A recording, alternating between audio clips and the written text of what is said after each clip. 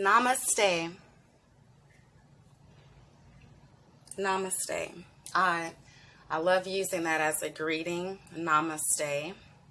You may have seen that word before.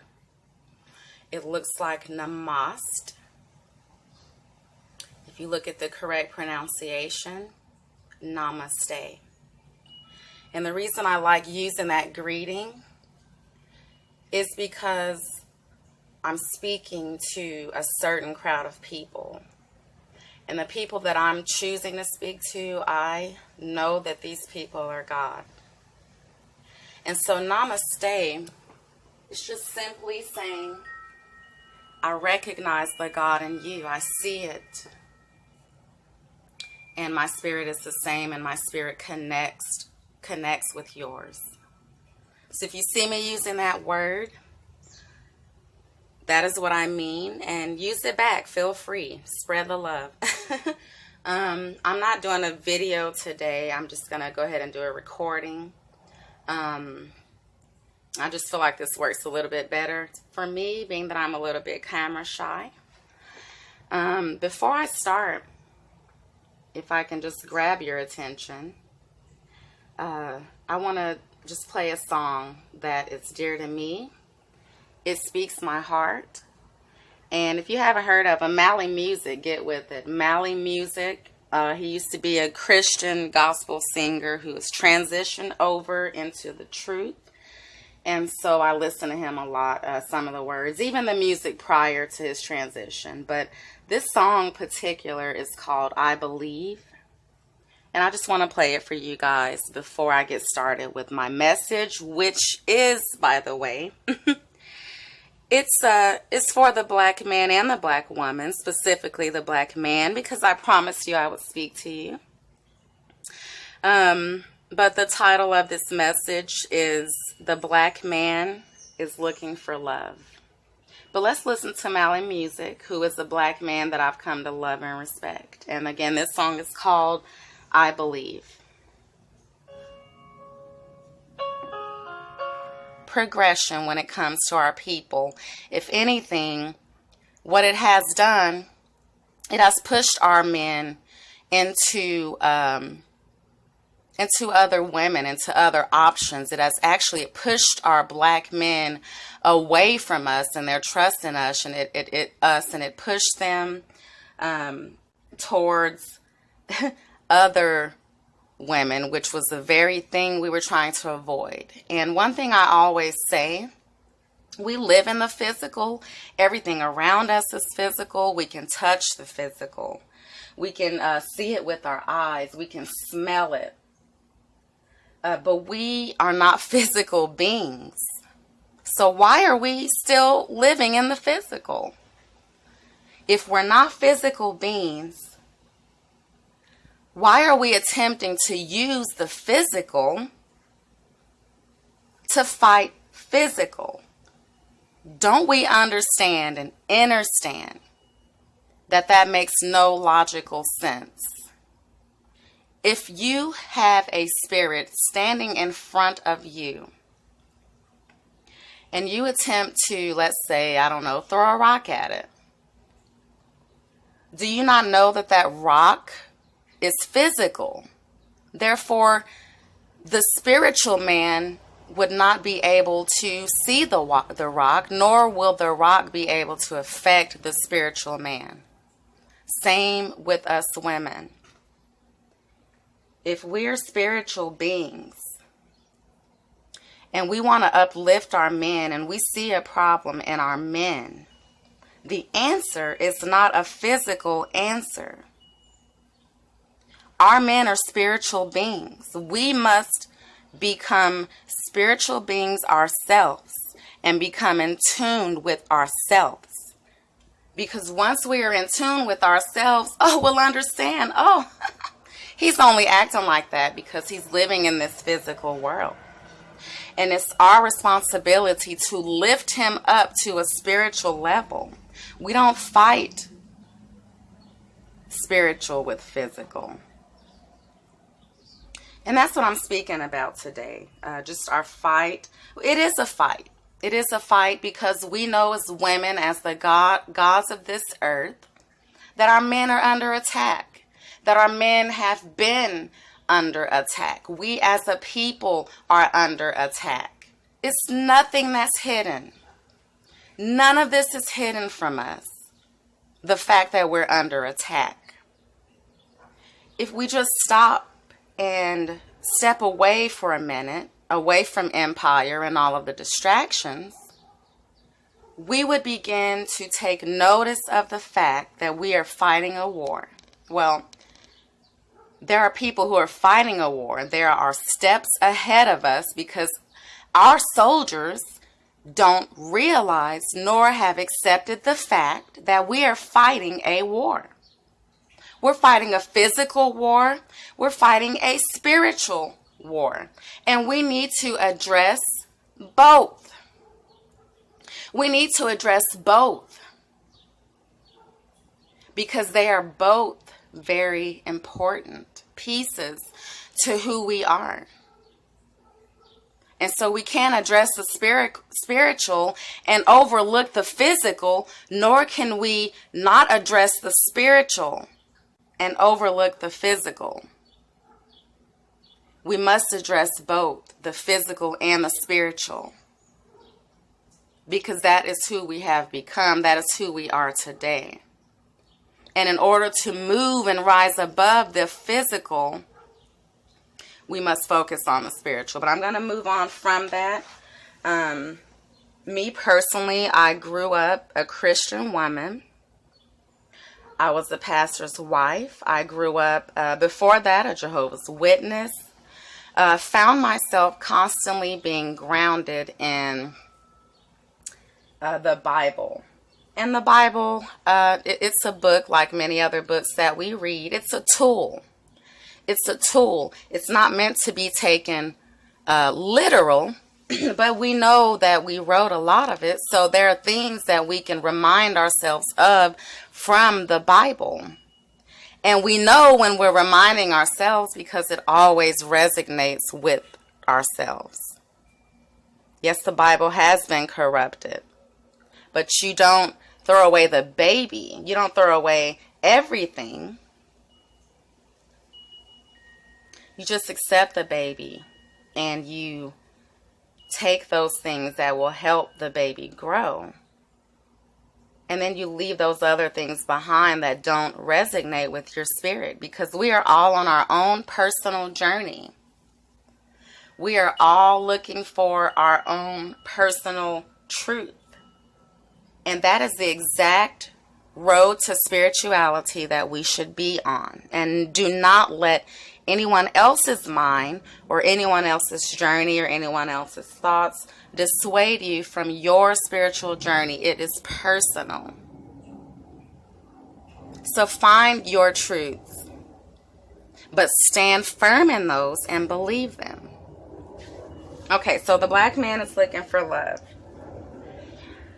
I like to fight the spiritual with the Bible. And so I have a verse in 1 Corinthians 13. It's a beautiful verse. We've all probably heard most of it, but I want to speak on that verse, and I'm going to kind of use this verse as the foundation for my topic today, which is the black man is looking for love. And I'm just going to kind of read first from 1 Corinthians 13, and then I'm just going to dive right into it. And this is what it starts out with.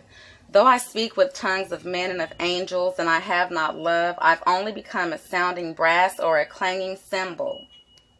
And though I might have a gift of prophecy and understand all mysteries and all knowledge, and though I have faith so that I can move any mountain, but have I not love, I am nothing.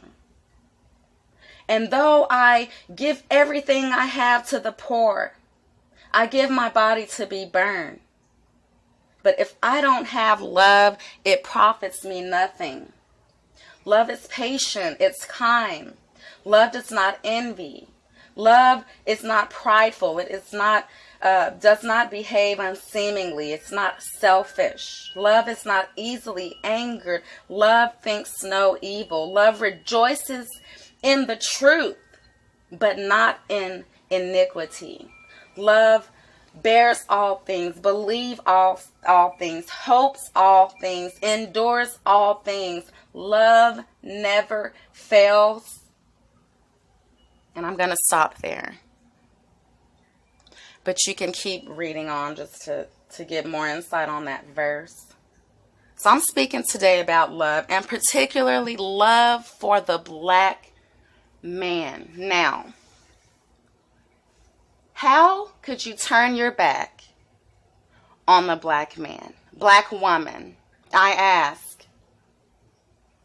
How can you turn your back on the black man?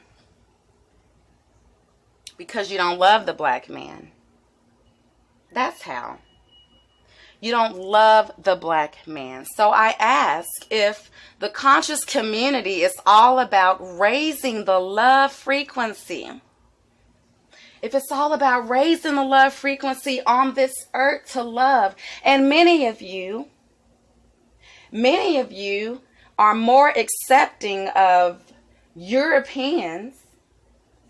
You're more accepting of Europeans and what happened in the past and what has taken place. You're willing to overlook all of that because you have become conscious, right?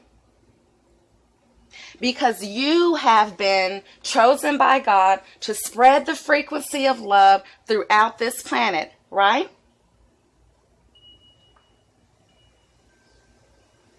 You're more accepting of the European man, woman, child than you are to the black man. You don't accept the black man. What do? You let the Europeans in your home and you shut out the black man. Why don't you love him? Why don't you fight for him? Why don't you protect him? Oh, because you're conscious, right? Because you're raising the love frequency, right? But you don't love nor respect the black man. This makes no logical sense. This makes no logical sense. I don't want to hear anything about not giving this physical life my energy, not giving my black man my energy. I am a conscious woman. I both love and accept all people. But I fight for the black man. I speak for the black man. I study and read for the black man because we know when we become conscious, the first thing we do is start studying ourselves, which if we are one, you're going to be led to study about the black man and your body and how that works. You're going to come to find out that the black man is God just as much as the black woman is God. So why don't you love the black man? Why do you shut out the black man? Why do you feel that you don't need a man? It's because you don't love the black man. And if you don't love the black man, I'm sorry to tell you, you are not conscious. Again, if you don't love the black man, it's impossible for you to be conscious because we know that love is all about action, right? We know that love is understanding, right? This verse that I read to you, it's all about action and understanding, all of it. Love is patient. Are we losing our patience with the black man? Are we not suffering long with the black man? Are we losing hope? Love is kind. Love rejoices in truth and not bad things. Love is not selfish. It's not easily angered.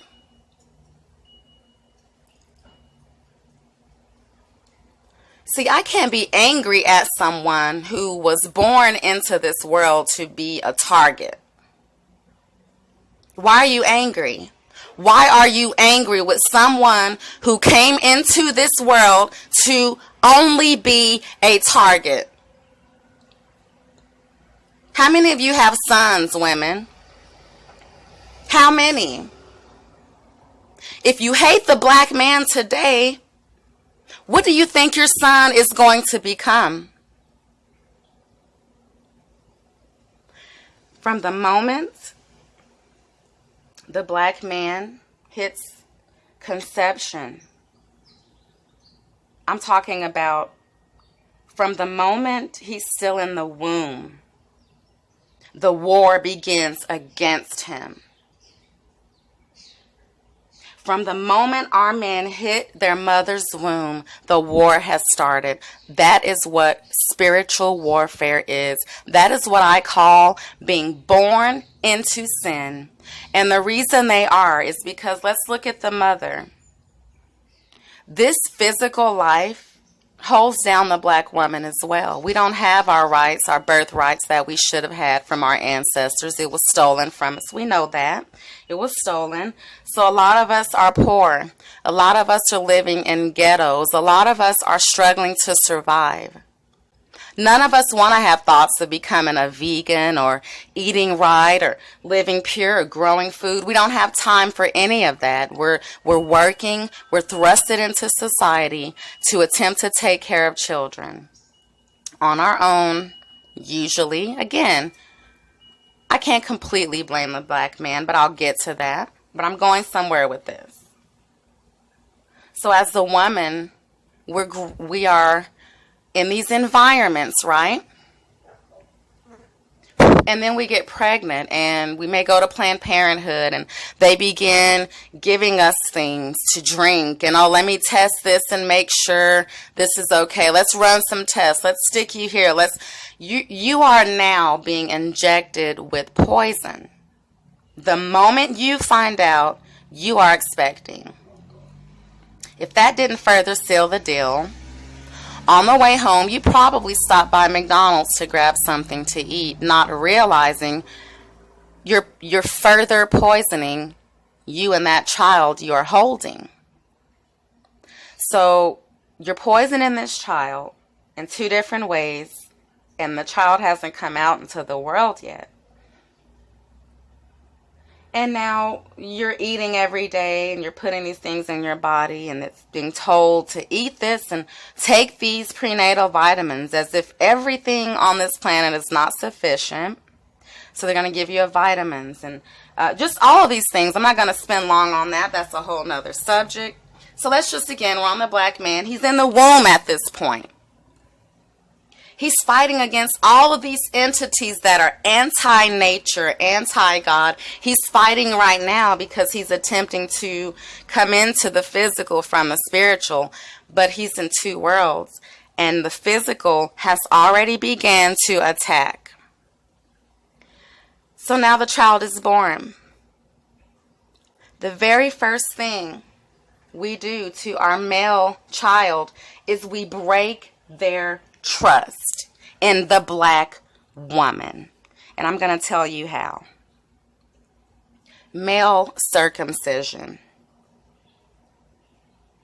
So your baby is born.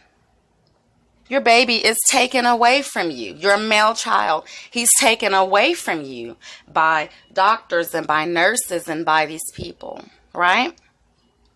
Now this is your child. Your baby you carried for 9 months, yet these people are going to tell you that they're right now going to take your child away from you, and you don't even know what they're doing. You don't even know what's going on when they take your child away from you to be circumcised. They're going to strap your child down to where the child cannot move. They're going to crush the child's genitalia. They're going to crush the child's penis. Does the child feel this pain? Do you know if the child feels this pain? No, you don't know because the doctors and nurses have shut you out. You didn't ask any questions because this is just the way it is. We're going to go circumcise your child. When we bring it back, you're going to clean it and it's bleeding and you're going to do all that, but you're not going to know any of the process that your child went through while getting his genitalia severed. Your child is going through a moment of torment from the time your child enters this world. Yes, he feels that pain. Because any nurse will tell you that child is going to cry until it turns blue. And that's why the mother can't come in there to see it, because we are the protectors as mothers. So if we were to see that happening, we're going to naturally respond as mothers. We're going to stop it from happening. That's why you're not allowed to see it. So now they've crushed your child's genitalia. They've wrapped him up. They've crushed his spirit. They're going to give him right back to you. Where's the trust? Because the child has learned to no longer trust its mother. The child is associating its mother with pain.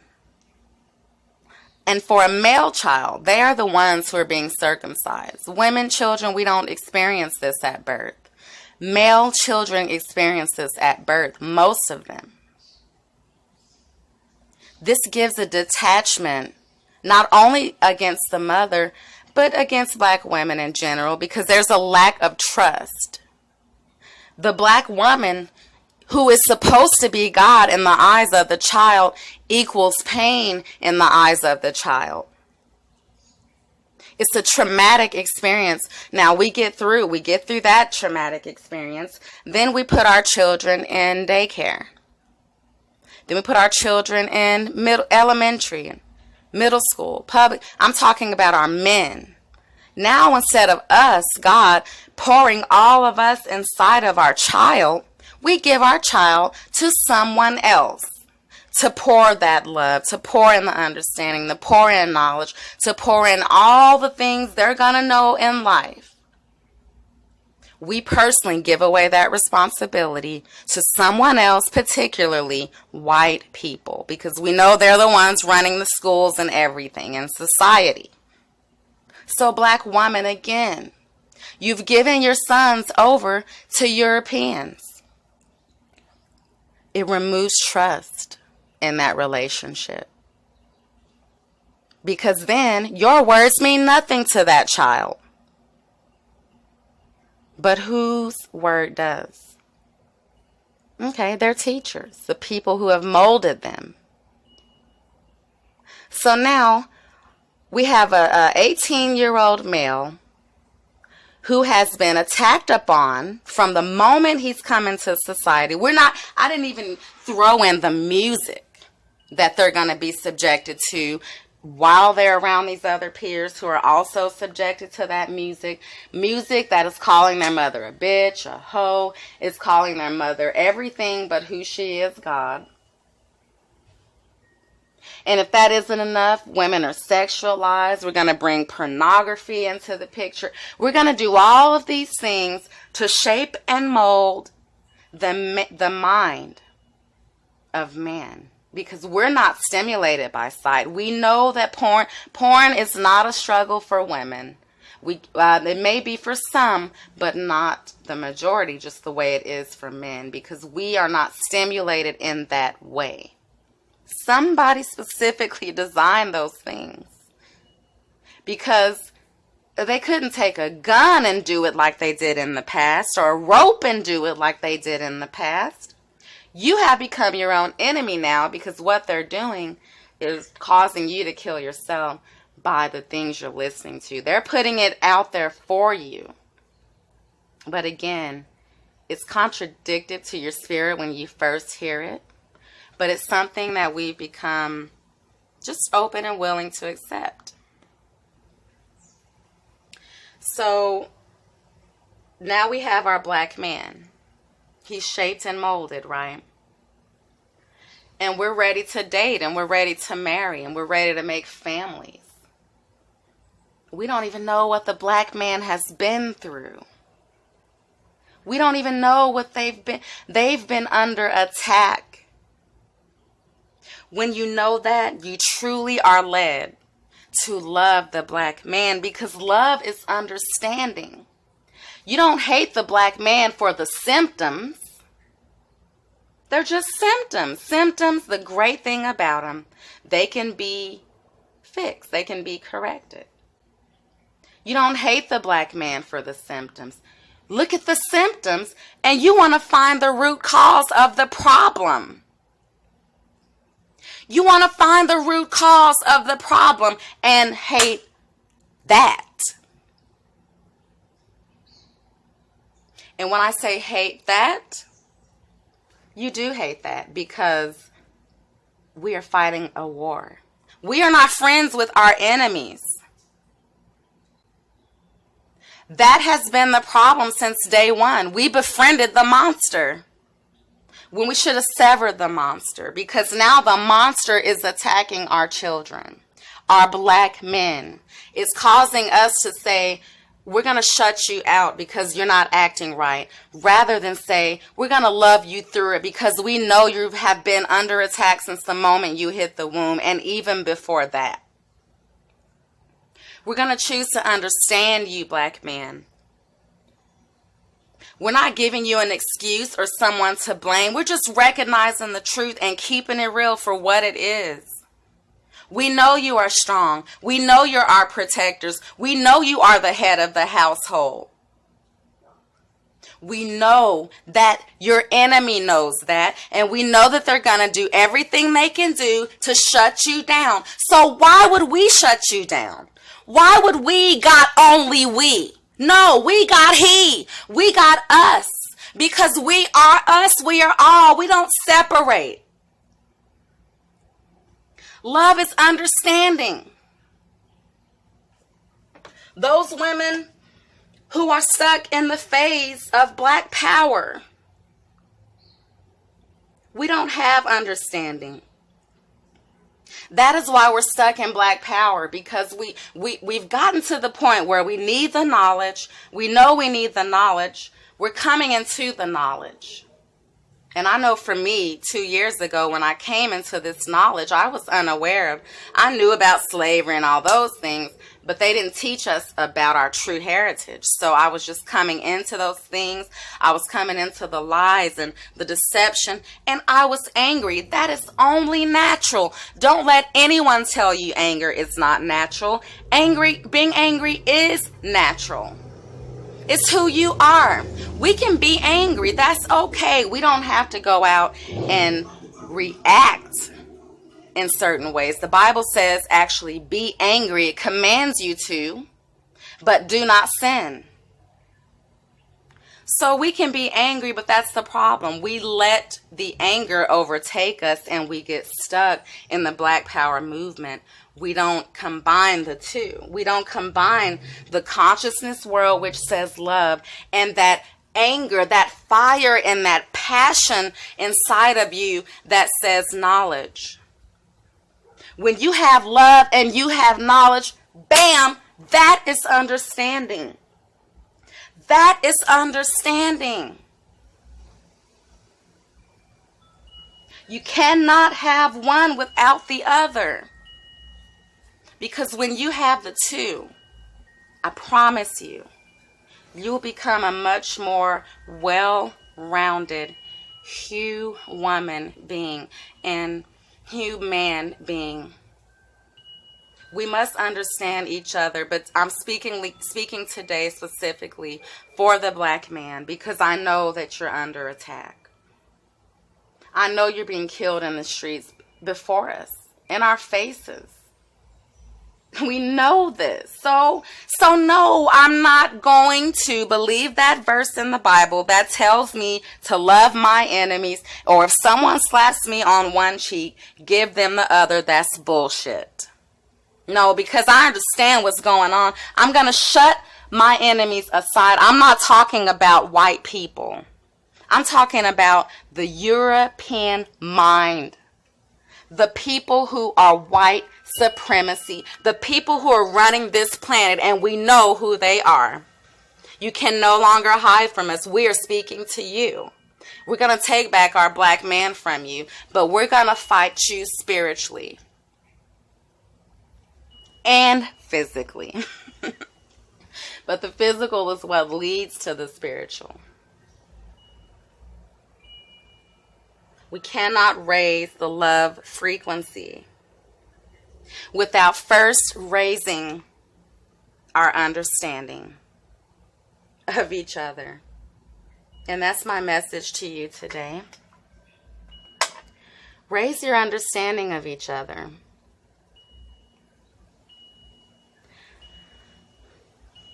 I have a song another song I want to end with.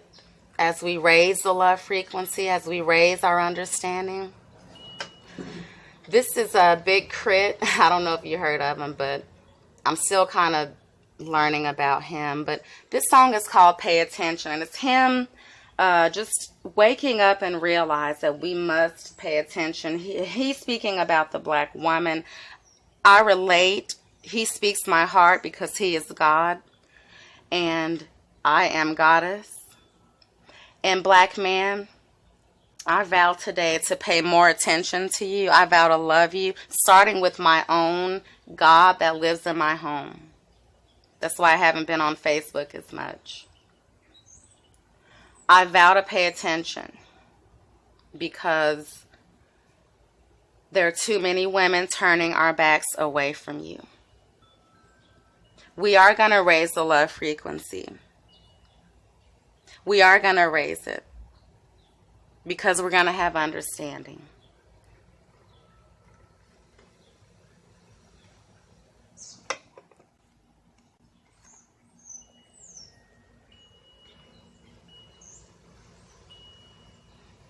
And I'm getting this song ready, so give me a moment.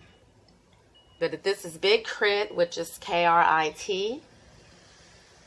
And the name of the song is Pay Attention. Let's see. I'm hoping it plays. I'm doing something kind of funky right now, so. You know what I can go for? That's the ad. Scrambled eggs.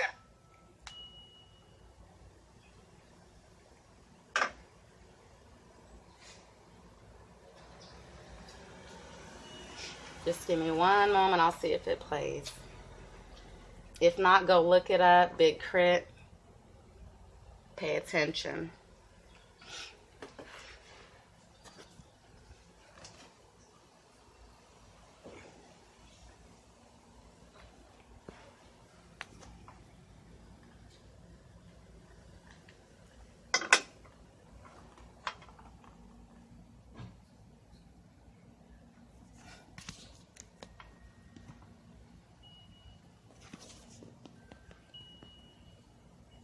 Okay, I'm not able to get it to play. I'm just playing. But go look it up. Big Crit. Pay Attention. For whatever reason, I cannot get it to play. But just peace out, gods. Just know that I love you. Oneness. Peace, love, and light. Namaste. Namaste. I love using that as a greeting. Namaste. You may have seen that word before. It looks like namaste. If you look at the correct pronunciation, namaste. And the reason I like using that greeting is because I'm speaking to a certain crowd of people. And the people that I'm choosing to speak to, I know that these people are God. And so namaste is just simply saying, I recognize the God in you. I see it. And my spirit is the same, and my spirit connects with yours. So if you see me using that word, that is what I mean. And use it back. Feel free. Spread the love. I'm not doing a video today. I'm just going to go ahead and do a recording. I just feel like this works a little bit better for me, being that I'm a little bit camera shy. Before I start.